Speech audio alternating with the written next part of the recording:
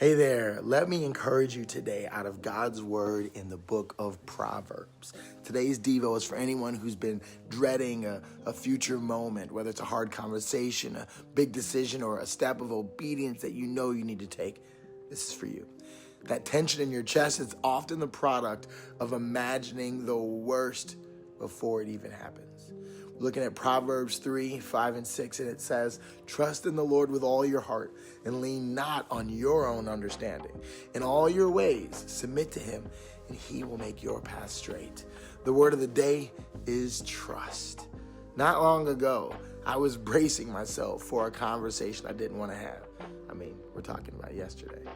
My thoughts were filled with what ifs, and I carried a heaviness about how it might turn out. And I just knew, though, that I had to have this tough convo.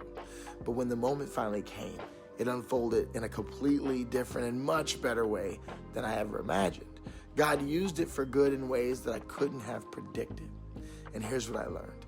Every ounce of energy that I spent worrying was wasted. My fear didn't prepare me, it only drained me. But God in his faithfulness was already at work to weave the outcome into something beautiful. When we don't know how things are going to pan out, right? Our minds often fill the gaps with fear.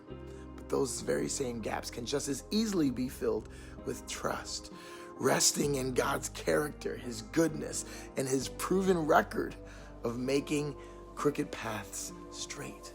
So today in prayer, ask God to reveal any areas where you've been holding on to fear instead of holding on to him.